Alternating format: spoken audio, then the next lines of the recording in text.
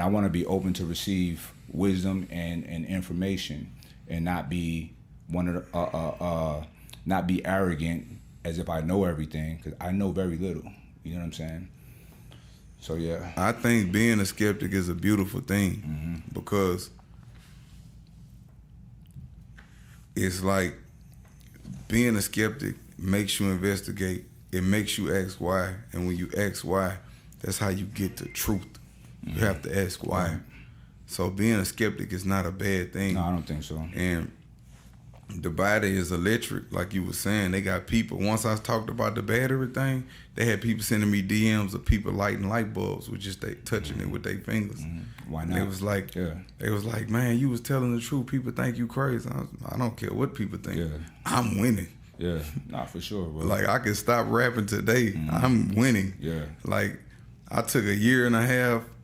I disabled my Instagram. I'm winning. It's the energy that allows me to win. Right. I went to what I did 2-3 bids since I've been making music. Any other artists, they do a bid, it's over with for them. Right. I'm still winning. Yeah. If you look at everybody in the game, they emulate everything I do. They got people rocking feathers now. Yeah. Nah, with braids in their heads now. You know, people go and get, you know, and it's beautiful because it's not like, man, they copying off me. No. Nah, they're influenced. I'm inspirational. Yeah. And I think you don't even have to give me no credit for this. I seek no validation from mere mortals. I don't seek no validation from them.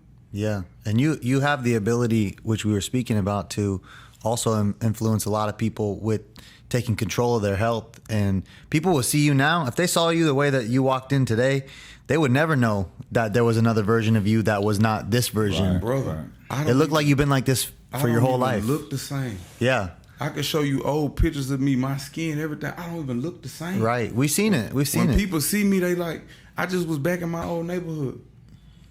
And they told me, they say, when you walk in the room, they say, we could feel it. They say, you different. You don't even look the same. You just look different. I say, because I am. And that's been a process. It wasn't like, that's the thing I think people really need to get, is that it wasn't just a split-second thing. You had to commit to this journey, and you said it's the journey. It's not. There's no destination. It's not a destination. Yeah. And I'm not even seeking. I stopped seeking results in my body, my physicality, how I look. I started seeking results in how I feel. Like the greatest elevation. You being elevated and ranked. That's what do it for me. Yeah. That's like even when I'm doing yoga, when I go in a pigeon pose, the first time I did it, I just cried and cried and cried. She came and put her hands on my back.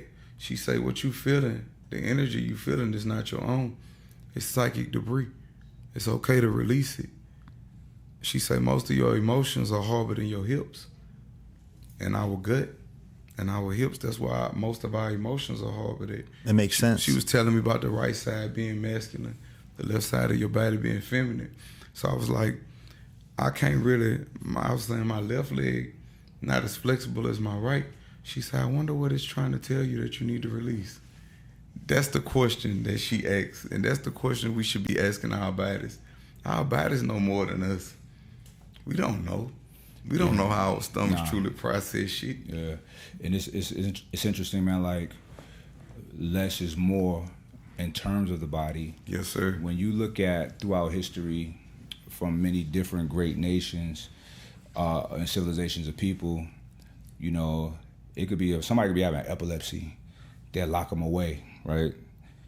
In dungeons, and it stops, right? Fasting. It's the fasting. They didn't know that though. Fasting is the cure for all things. And now we have the biggest issues is diabetes, type 2, cancer, heart disease. Oh, that's dietary issues. It's reversible. You know what I mean? It's preventable, but you know, shout out to Dr. Jason Fung. I'm a fan of his work, right? He's a doctor in Canada. He specializes in type 2 diabetes, heart disease, things of that nature. He's fixed so many people by adjusting their nutrition, having them fast, a lot of fasting, you know what I'm saying? And getting them off of so much meat. He don't put them on completely plant-based, but, you know, these are things that we can do, you know? And I tell people all the time, I'm Benjamin Buttons. You know what I'm saying? I know other people like me too, you know, and there's people all over the world in these blue zones, these centenarians, people living over 100, and it's normal. They have their wine. They might even smoke a cigarette. But there's so many other things that they're doing to accelerate, to, you know, mitigate dying and It's add people life that eat to them. It's people that only eat one meal every 3 days. True. And they surpass this. Look, there's people that eat this different type of fasting, whatever they want one day, and don't eat this day. Whatever they want, healthier than most people. You know what I'm saying? And then they got the people that I don't know. Well, I know you know about it. The breatharianism fasting. I don't know about that one, cause I seen a program. You familiar with Hamilton Morris? No, sir. He's dope. He's a chemist, and he also has a show. Well, he had a show on Vice called Pharmacopoeia. Hamilton's Pharmacopoeia. And his field of study is anthropology and drugs, right? The pharmacology of drugs, psychedelics specifically. He's dope, and his shows are very beautifully produced. There is art in the delivery of his shows, but he's a good human being, and his whole thing is articulating like the facts on drugs outside of what the governments try to teach us, like put us in fear of them. But like, nah, stop that, and showing the facts. But anyway, he had an episode where these guys claim to be breatharians or whatever, and they were in Germany or somewhere, and they were doing Xenon, you know, like with some lights. Xenon used to be an anesthetic, right? And it makes you laugh or whatever. It makes you just in pure bliss, right? So it was disgusting, but these guys, they're breatharians, according to their word. They came on there and they did the Xenon and both threw up in the mask. Why do you have food in your stomach? You know what I'm saying? I don't know if that's actually sustainable. You know what I'm saying? How I earned this feather that I got on right now. Mm-hmm. When I went and sat with a tribe, this is a golden eagle feather. Mm-hmm. My chief blessed me with this. I said 4 days I didn't eat or drink anything for 4 days outside. And he told me whatever happened, if it rained on you, it's meant to rain. If the ants bite you, if the sun come out, you get hot, you get cold. Whatever you go through is meant to be. Mm-hmm. And it was beautiful.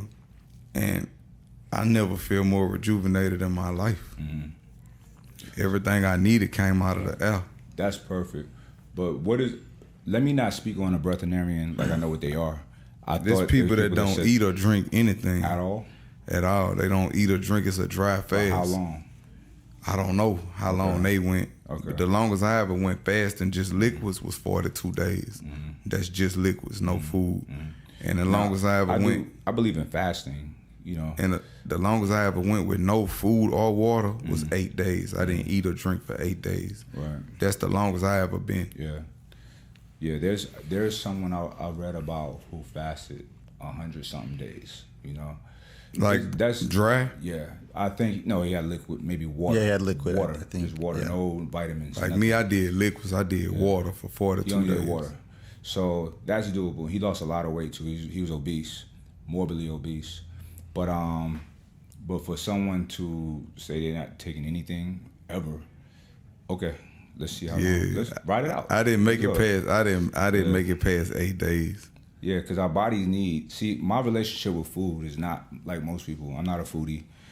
It's just a source of energy. I am. See, for me, it's a source of energy. You know what I'm saying? I'm going to have rich toast when I leave here. But look, bro. See, I feel that, but here's the thing. I like what I like. So if I get in a space to where I'm just loving this food, I'm gonna indulge. You know what I'm saying? Yeah. So I don't want to do that because I don't like when I eat too much. I feel terrible. I'm in a bad mood. Can't think straight. Tired, forgetful. So I just don't want to stay on point at all times. You know what I'm saying? Yeah. Kevin, on that journey when you were going from 310 to 220, it's such a big change. What was hard for you? Was it just a matter of committing to the time? So giving up, so putting aside the soda or the sugary drinks? I like Pepsis and cheeseburgers. Did you do diet? That's a nice combo. And then I had to move my to make Sunday just my cheat day. Yeah. Because I noticed that when I started getting serious about it, it started affecting my work ethic in the gym. When I was sluggish, I used to think I could eat whatever I want and just go get the same performance. You can't. Even with rest. I thought I could just leave the studio at 12 a.m. and go to the 24-hour fitness at 2 a.m. and you can't. It's not gonna be the same. You gotta get your rest. Yeah. Yeah. Bro, I really hope you spend some more time out here because I would love to get it in with you. My energy, to be honest with you, my energy is shifting me back here. I was supposed to be, if Brandon Marshall, if you watching this, don't be mad at me, brother. I was supposed to be with him in Florida right now. Oh, okay. At his training facility. Right. But my energy and my heart shifted me here to California. Okay. Because he do the hot, cold therapist. Yeah. He do all of that like at his training facility. And it's like they do the mental, the physical. They like what we on. Right. I was like, man, I'm just gonna go take a month retreat and record and just do this. But my energy shifted me here. Yeah.